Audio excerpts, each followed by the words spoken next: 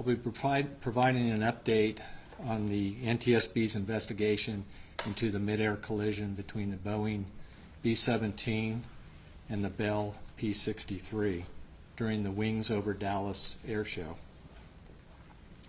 As a reminder, we were on scene to gather perishable evidence. The analysis portion of the investigation occurs once perishable evidence has been gathered. Our team methodically and systematically reviews all evidence and considers all potential factors to determine the probable cause. The information I will provide you today is preliminary only. A representative from the NTSB's Transportation Disaster Assistance Division is continuing to work with family members and loved ones of those who lost their lives in this terrible tragedy. The NTSB was and is active on the scene today. Today, the Airshow Common Frequency recording has been received by the NTSB and will be processed by our investigative specialist.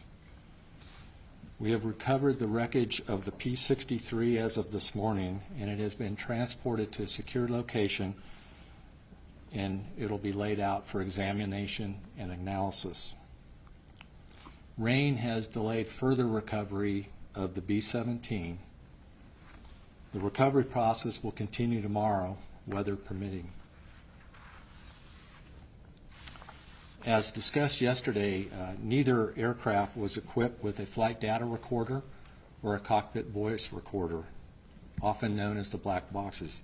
However, we recovered this morning an electronic flight display from the B-17 and a GPS navigational unit from the P-63. The units from both aircraft were damaged during the accident. They are both being sent to the NTSB's recorder lab in Washington, D.C.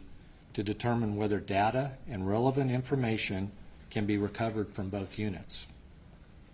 The NTSB's recorder lab specializes in recovering data from electronic devices and avionics, and the data often assists in determining the probable cause. Interviews continue today with the airshow personnel and are ongoing. The content of those interviews will not be released at this time. We want to thank the public for the large number of videos and pictures that were sent to the NTSB. These images are being reviewed by our investigative staff. This will be the last on-scene press briefing. The on-scene portion of the investigation will continue and includes interviewing airshow personnel, reviewing pilot and maintenance records, and finalizing documentation, removal, and layout of the wreckage aircraft. As a reminder, a preliminary report of the accident is expected in 4 to 6 weeks, and a full investigation lasts 12 to 18 months before the final report is released. Additional information about the status of the investigation will come out at NTSB headquarters in Washington, D.C. You can follow us on Twitter at NTSB_newsroom. Now, before I take a few questions, I will remind you to please raise your hand when I call on you. Please state your name and your affiliation. I'll take those now. David Centendry with Fox 4 News here in Dallas again. Is there any indication that there was mandatory radio communication required amongst these pilots throughout this portion of the show? Okay, the question is there any indication that there were mandatory communication amongst the pilots in this part of the air show?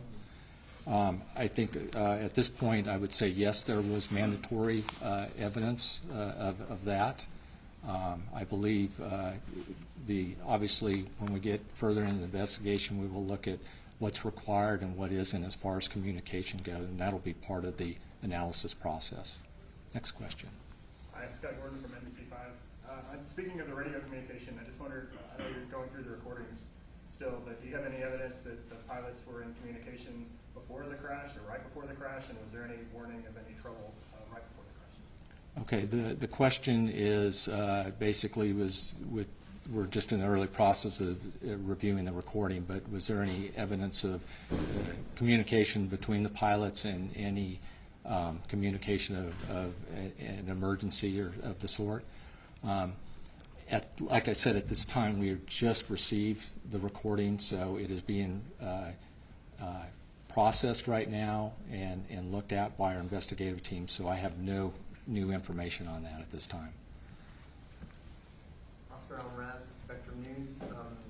These types of shows happen all around the country all the time. Do you have any previous incidents? Do you have any numbers on statistics of incidents of this sort? Question is, these air shows go on all the time and similar routines go on, and we're wondering if we have any information or statistics on I would assume, accidents like this at air shows. At this time, I don't have any statistics on accidents. There have been some accidents in air shows over the years. I do know that hundreds of air shows go on in the United States every year that don't have accidents, so I don't have specific statistics on that right now. Andrea Lucia, CBS 11. Looking at the schedule of the air show, it didn't seem like these two planes were part of the same, any of the same demonstrations. Do you know if they were supposed to be in the same airspace at the same time? Okay, the question is, it appears these two aircraft were not to be in the air show at the same time. Is that the question you're? That's what I'm asking. Yeah. At this point, and it's like we said, we haven't done any analysis, but from what we can tell, there were several aircraft part of this show at this time, and both of these were part of the show and were intended to be part of this show at that time. Let me take some over here. So William Joy, WFAA. So obviously there's a plan going into this show of the execution, to Andrea's question. You know where along that plan clearly a plane deviated, where this plan went wrong, really? Question is, there's obviously a plan for the air show and the routine that goes on, and if there was a plan out there for this, that's part of what we will be looking at, is looking at the plan and the control of the routine during the air show. But I have no further information on that at this time. I think we had some more over here. Yes, sir. Morgan Chesky, NBC. Once you have these devices back at your lab, what is your hope to recover? Question is, once we get these devices back at our lab, what are we hoping to recover from them? Data that these type of units may have, and I say the word may here, may have, would be things like GPS location, possible altitudes of the aircraft, and the airspeeds of the aircraft. Those are three right offhand that I think would be very important to our analysis. Omar with CBS News. Many of these planes are vintage and restored as such, but is there a minimum requirement of modern technology they have to have in order to participate in a show like this? Sure. So the question is, many of these aircraft are vintage aircraft, but is there a requirement for certain types of modern equipment to be in the aircraft? The answer to that is yes, there is some current type of avionics that may be required in this. I can't give you specifically what is required or not. That's something that will be reviewed within the FAA regulations and exemptions they have for these aircraft to fly and to fly in these types of air shows. Right here. Steve Pickett, CBS 11 News. NTSB has requested video recordings from the general public. Help us understand the value of that from the NTSB standpoint. What does it help you assess? Is that speed, volume, formation? Give me some indication on why you need this. The question is, we have requested video and photographs from the general public, and the question is, what kind of things are we looking to get from the video footage? Just about everything you said is what we're looking for. It'll help us determine the exact location of the midair. It will give us a layout of where each aircraft was in the process. It should help us with speed, altitude, location.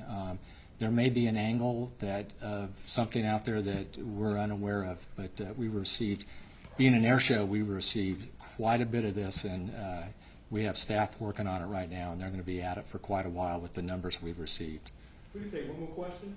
Okay, right here. And one more time, David Cententry with Fox 4 News. I know you said yesterday that there was no black box, but just to clarify, is there any sort of requirement for that, or would you at NTSB recommend that these types of aircrafts should have one? Question is, as I mentioned yesterday, these aircraft didn't have a flight data recorder or a CVR, which is commonly referred to as a black box, and nor are they required to, is what I said yesterday. And in this case, yeah, there is no requirement. That's one of the things we'll look at down the road during the analysis portion of it, if that's something that needs to be recommended. We also must remember these are very vintage, old 1940s aircraft. So that'll be something that we'll look at as a possible recommendation down the road. But I have nothing further on that to say if that's what it would be. All right. Mike, real Okay, quick. one more right here, and that'll be it. Just, I'm making sure I understand. Sure. So the GPS recorders that you're trying to get data off of in the lab. Yesterday you talked about getting some of that same data that you were referencing, what you hope to get from just flight radar. So what's the difference in what you would get from flight radar, and or maybe you already have, versus what you would actually learn from these boxes? What would be the difference? Sure. The question is basically, what is the difference between the different devices out there? What are we expecting to get data-wise, either from a box on board an aircraft or something from air traffic control? The difference would be in air traffic control, we only get hits on the aircraft's position, speed, heading, altitude, things like that, every so many seconds. And there are gaps in there, and that's where onboard devices may be able to be a little more specific, and we'll get a few more hits on exactly where those aircraft are and their speeds in between the lapses in the radar. Can I ask a Thank you general very much. question?